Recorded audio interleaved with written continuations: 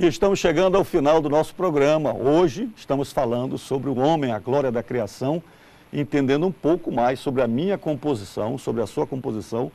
Nós fomos criados divinamente por Deus, somos criatura de Deus, nós temos a natureza de Deus em nós, somos a imagem e a semelhança de Deus. Nós já estudamos que, por termos sido criados por Deus, nós temos uma natureza especial, espírito, alma e corpo. Já estudamos quais são os atributos da alma, já estudamos quais são os atributos do espírito. Agora vamos falar um pouco sobre a questão da imortalidade. Sobre a questão da imortalidade. O interessante é que, quando você lê a Bíblia, na criação do homem, você observa que a morte ela é uma intrusa. A morte é uma intrusa. Por quê? Porque quando Deus cria o homem, Deus coloca no jardim do Éden a árvore da vida.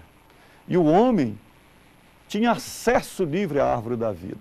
A árvore da vida era o ingrediente necessário para que o homem se alimentasse e recebesse energia para viver eternamente no seu corpo físico. Deus não colocou a imortalidade dentro do homem. Deus colocou a imortalidade na obediência do homem. Enquanto ele fosse obediente, ele seria imortal no seu corpo físico. Mas o homem pecou. Quando ele peca, a Bíblia diz que ele não teve mais acesso à árvore da vida. Foi uma das punições, foi expulso do jardim. Em consequência disso, ele recebeu a morte espiritual, por não ter mais relacionamento com Deus, e a morte física, como está colocado aí no primeiro item, sobre a morte física. O que é a morte física? A morte física, ela é a separação da alma, do espírito, do corpo. Porque na Bíblia a palavra morte significa separação. Você nunca vai encontrar na Bíblia essa imagem de um ser com uma foice na mão. Isso aí é mitologia. A morte na Bíblia significa separação. Separação da alma e do espírito, do corpo.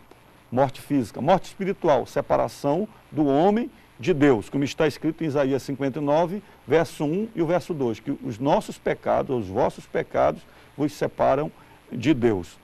Como consequência da separação do homem da árvore da vida, o homem morre devido às doenças. Aí as doenças contaminaram toda a raça humana e todo ser humano hoje morre, que é a maior prova de que todos somos pecadores.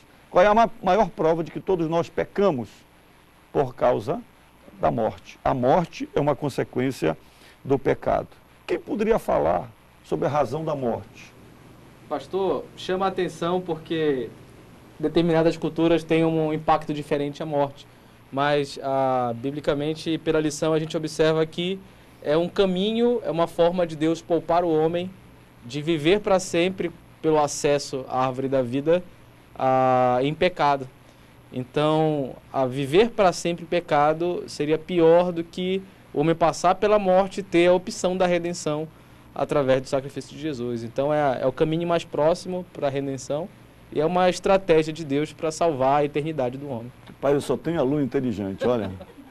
Mas a realidade é essa mesmo, pastor Jadiel. A realidade é que o homem, como a gente aprende lá em Gênesis capítulo 3, teve o seu acesso à árvore da vida cortado, para que ele fosse impedido de viver eternamente pecado como Satanás.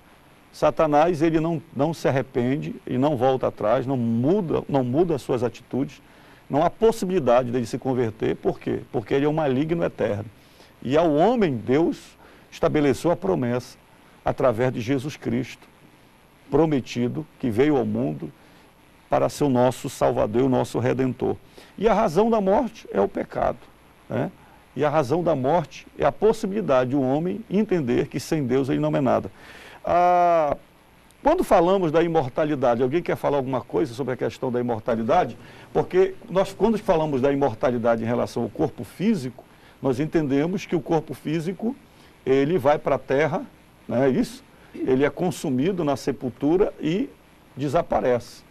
Mas, quando nós falamos da imortalidade em relação ao espírito e à alma, a alma desaparece quando a pessoa morre? Quem gostaria de falar um pouquinho sobre isso? Aqui a nossa revista, ela fala que o homem ele foi criado por Deus como um ser imortal.